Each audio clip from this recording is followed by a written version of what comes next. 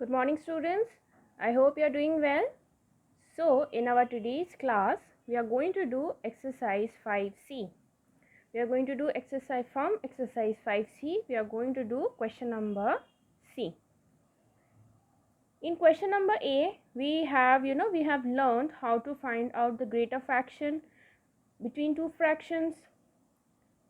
In question number B, we have learned how to arrange the fractions into ascending order, means from lower fraction to the greater fraction. Alright. So in our today's class, we are going to do exercise C, which is arrange the following fractions in descending order. Now what is descending order? Descending order means arranging numbers or fractions like here from the greater fraction to the smaller fraction. Alright. You already know this, isn't it? So now let's start with question number 1. So I have written question number 1 here. Let's read the question first. 2 by 5, 3 by 5 and 1 by 5.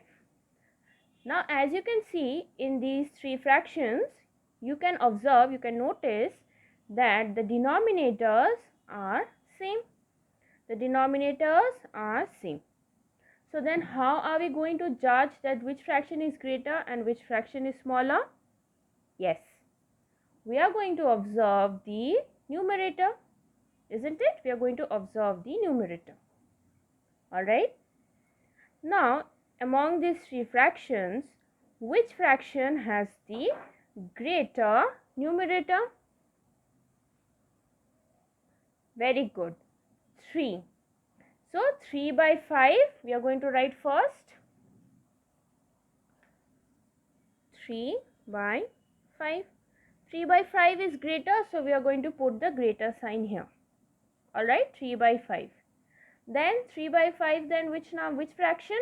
Not number, fraction, because there is a numerator and a denominator. So we are going to say fraction. So after 3, very good, 2 by 5. And then lastly, 2 by 5 is greater than 1 by 5. So this is how we have solved question number 1. Easy, isn't it? Now let's solve another question. Now we are going to solve question number 2. Before solving the question, let's read the fraction. 4 by 7, 4 by 5, 4 by 9. Okay. Now in these three fractions, you can see that the numerators are same. 4, 4 and 4. The numerators are same. So then how do we compare one fraction from the another? After comparing only we can come to the conclusion which fraction is greater and which fraction is smaller, isn't it? So we are going to focus on the denominators. We are going to focus only on the denominators. Alright. Now we have already done exercise A and exercise B. Exercise A and exercise B. And while solving these two exercises, you have learned that when the numerators are same and we have to look at the denominators and make a conclusion that which fraction is greater, what do we do? What do we do, students? Think. Yes, when we are comparing the denominators, the denominator which has a smaller number, here 7, 5 and 9, 7, 5 and 9. Among these three numbers, which number is smaller? Very good, 5 is smaller. 5 is smaller, isn't it? So 5 is smaller, so naturally this fraction becomes the greater fraction. Smaller the denominator, greater the fraction. So I am going to write 4 by 5, greater. Understood? Now we have written 4 by 5. After that, which fraction are we going to write? 4 by 7 or 4 by 9? Very good, 4 by 7. I told you, if the denominator is less when we are comparing two fractions, between these two fractions, this denominator is less. 7 is less than 9. So 7 is less, that means this fraction is greater than this fraction. Less, if the fraction is, if the denominator is less than the other denominator, that means this fraction is greater than the other fraction.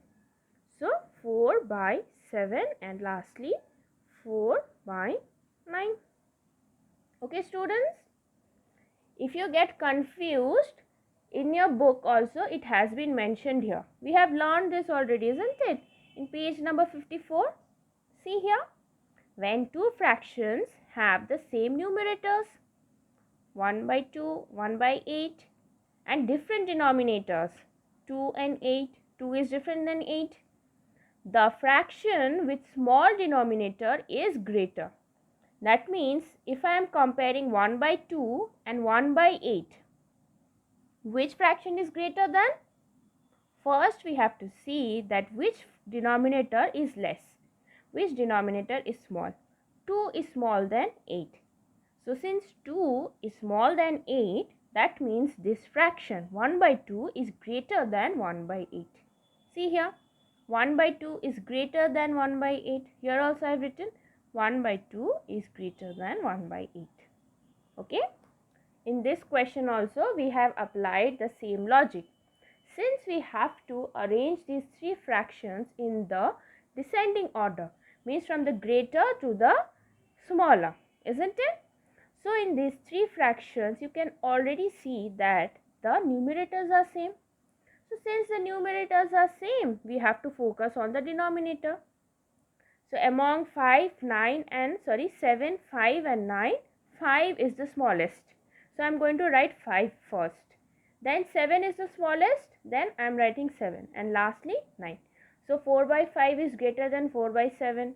4 by 7 is greater than 4 by 9. Alright students, I hope your confusion is clear now.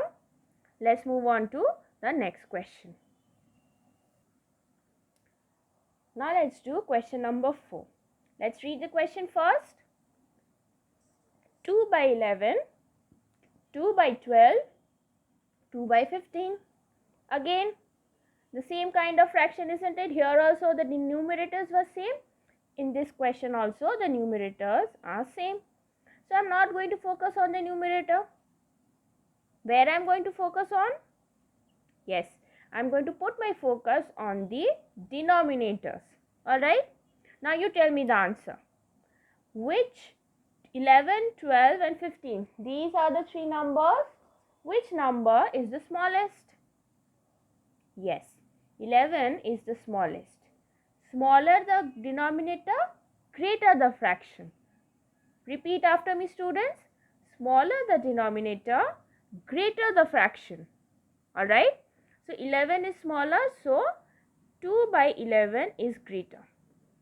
11 done. After this 12 or 15? 12 or 15 students? Yes, 12. 12 is less than 15. That means 2 by 12 is greater. And lastly 2 by 15. Done. I have arranged these three fractions in the descending order. Simple, isn't it? Now let's solve another question. Now students, let's solve question number 6. 2 by 8, 4 by 8, 3 by 8. Now you already know that when the denominators are same, we focus our attention on the numerators. Here you don't have to apply any logic. 4 is greater, 2, 4, 3. Among these three numbers, 4 is greater, so we are going to write 4 first. 4 by 8 is greater. After that 3 is greater than 2, so 3 by 8. And lastly 2 by 8. Very easy. When the denominators are same, we only focus on the numerator. Alright. So when we are focusing our attention on the numerator, if 4 is greater, here among these three numbers 4 is greater, so 4 by 8 is the greater fraction. 2 is lesser than 4 and 3, so 2 is the smaller fraction. Alright, here you don't have to apply any logic. A logic that you only have to apply is when the numerators are same and the denominators are different. Alright, then what happens? The fraction with the smaller denominator becomes the greater fraction. So that's why 5, then 7 and then 9. Alright students, now let's solve 2 more questions. Let's solve question number 11. Before solving, let's read the question. 10 by 12, 10 by 13 and 10 by 14. You can clearly see that the numerators are same. So we are going to compare the denominators and reach a conclusion. Alright. So which denominator is smaller? 12, 13 or 14? Yes, 12. So 10 by 12 becomes greater. Then 13 or 14? 13. So 10 by 13. And lastly 10 by 14. 10 by 12 is greater. Greater than sign here students. Greater than 10 by 13. 10 by 13 is greater than 10 by 14. When we arrange the numbers in the descending order, we put the greater than sign. When we arrange the numbers or fraction, whatever. When we arrange the fractions in ascending order, we put the lesser than sign. Alright? Always remember this, okay? Now let's solve the last question of our today's class. Question number 12. 7 by 9, 8 by 9 and 5 by 9. This is very easy, isn't it? Now let's quickly solve it then. Which fraction are we going to write first? 7, 8, 5, which is greater? Very good, 8 is greater. 8 by 9. Greater than 7 or 5? Yes, 7 by 9 and lastly 5 by 9. Okay students, so in our today's class we have solved 6 questions. Question number 1, 2, 4, 6 and 11 and 12. Okay, so that's all for today's class students. I hope all your confusions are clear now.